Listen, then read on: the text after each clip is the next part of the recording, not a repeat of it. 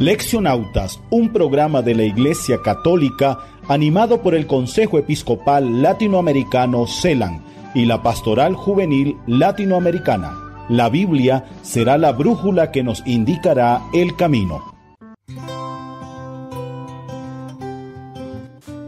Domingo 6 de julio de 2025, 14º domingo durante el año, ciclo C.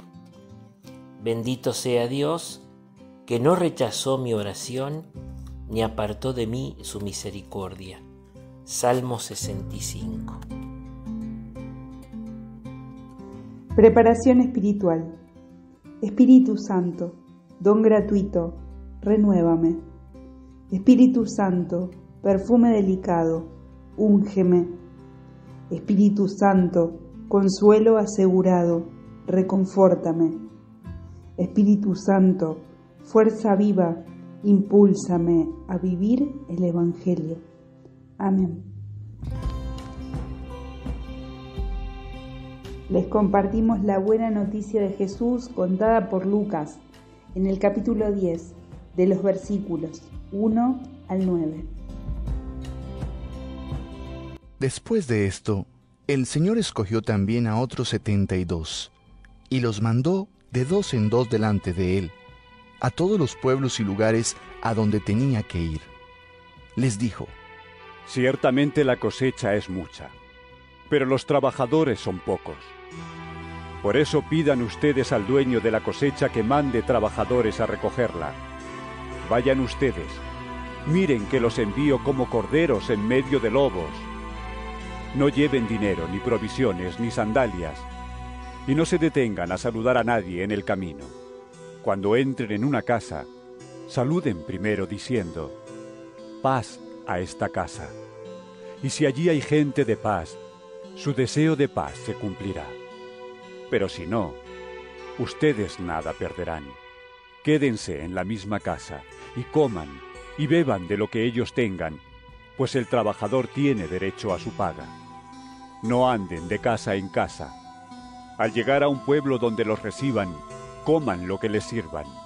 Sanen a los enfermos que haya allí, y díganles: el reino de Dios ya está cerca de ustedes.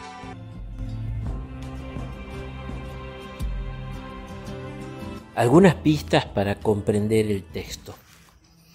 El Evangelio nos narra cómo Jesús, después de haber presentado claramente las exigencias de la vida apostólica en los versículos anteriores, designó a otros 72, además de los 12, y los envió de 2 en 2 para que lo precedieran en todas las ciudades y sitios donde él debía ir.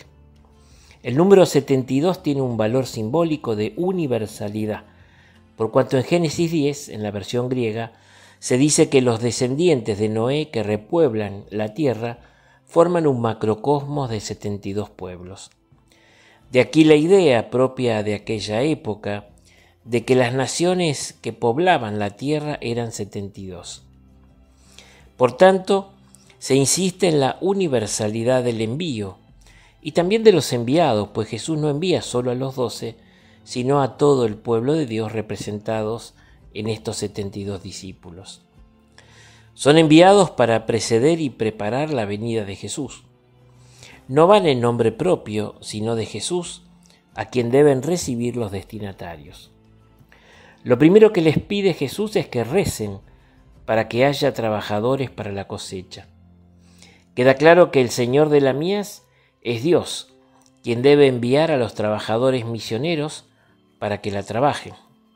La obra es de Dios, por eso lo primero es ponerse en actitud de oración, de pedirle a Él que haya muchos enviados para la misión.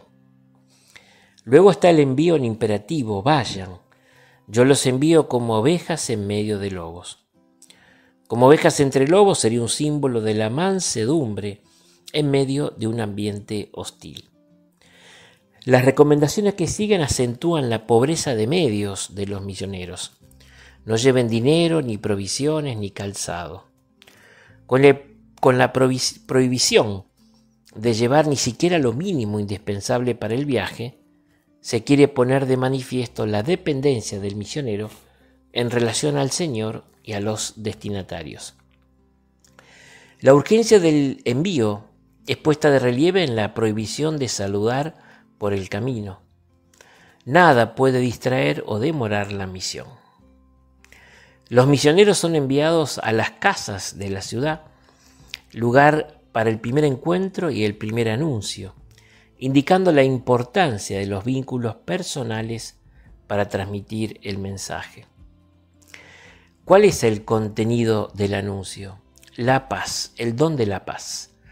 Para la Biblia, la paz indica el conjunto de los bienes mesiánicos esperados para la era escatológica, en particular el perdón de los pecados y el don del Espíritu Santo. En estrecha vinculación con la paz está el anuncio de la llegada del reino de Dios, que trae la verdadera paz.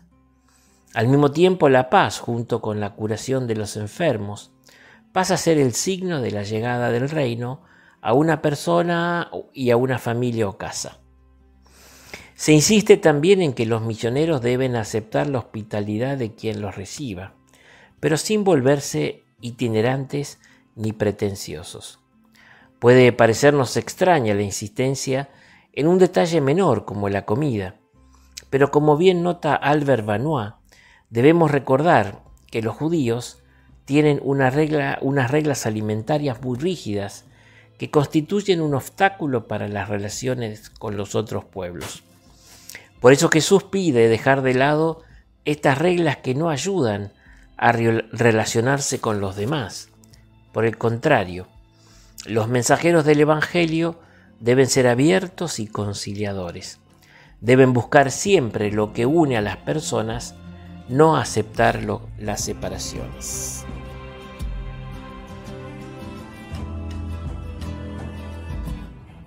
Continuamos con la meditación. Es posible que todavía hoy, cuando se habla de misión en la iglesia, pensemos que es algo de lo que se tienen que ocupar los consagrados, los curas, las monjas. Pero Jesús nos enseña justamente en el Evangelio de hoy que la misión forma parte de su seguimiento. Por el bautismo, todos somos cristianos, somos discípulos misioneros del Evangelio. Tenemos que volver a sentir que el Señor nos dice a cada uno con fuerza: vayan, yo los envío. Al respecto nos decía el Papa Francisco en una de sus homilías: si nos preguntamos cuál es nuestra tarea en el mundo, qué debemos hacer como iglesia en la historia, la respuesta del Evangelio es clara: la misión. Ir en misión, llevar el anuncio, hacer saber que Jesús vino del Padre. Y no es necesario irse a otro país. Se trata de ir al encuentro de cada quien, de cada persona con la que me cruzo día a día, con la que comparto el trabajo, el estudio, el descanso, el deporte. A ellos tengo que ir con mansedumbre para compartirles la paz que el Señor Jesús nos regala porque habita en nuestro corazón. No se necesita llevar nada más, o mejor, como dijo el Papa Francisco, para Cristo el equipaje fundamental es el hermano. Los envío de dos en dos, dice el Evangelio. No solos, no por cuenta propia, siempre con el hermano al lado. Nunca sin el hermano, porque no hay misión sin comunión. No hay anuncio que funcione sin cuidar de los otros. Y los jóvenes son especialmente invitados a sumarse a la misión. A ellos el Papa les dice, Francisco les dice en Cristo vive: enamorados de Cristo, los jóvenes están llamados a dar testimonio del Evangelio en todas partes, con su propia vida. El Evangelio, más que una lección, es un ejemplo. El mensaje convertido en vida viviente. El valor del testimonio no significa que se deba callar la palabra. ¿Por qué no hablar de Jesús? ¿Por qué no contarles a los demás que Él nos da fuerzas para vivir? Que es bueno conversar con Él, que nos hace bien meditar sus palabras. Jóvenes, continuaba el Papa Francisco, no dejen que el mundo los arrastre a compartir solo las cosas malas o superficiales. Ustedes sean capaces de ir contracorriente y sepan compartir a Jesús. Comuniquen la fe que Él les regaló.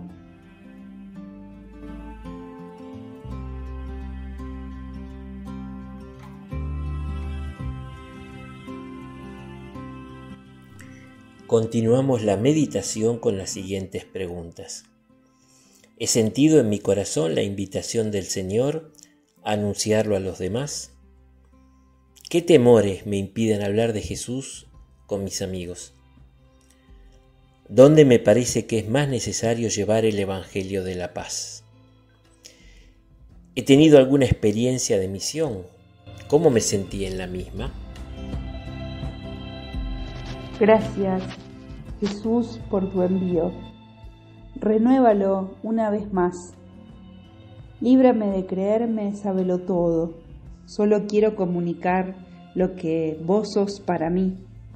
Que siempre esté en movimiento como respuesta a tu vayan. Y nunca solos, siempre con otros. No permitas que nos quedemos sentados y cómodos. Que junto a otros pueda ser portadora de la alegría del Evangelio. Solo así el Evangelio será creíble, será vida. Amén.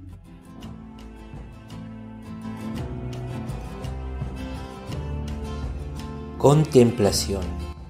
Jesús, que mi vida misma sea una misión y te anuncie con cada gesto, con cada palabra, con cada silencio. Acción. Durante esta semana me propongo tener un gesto de alegría en el lugar donde más tiempo me toque pasar. Bitácora de grandes leccionautas. Quisiera ser misionera, no solo durante algunos años, sino haberlo sido desde la creación del mundo y seguir siéndolo hasta la consumación de los siglos. Santa Teresita del Niño Jesús.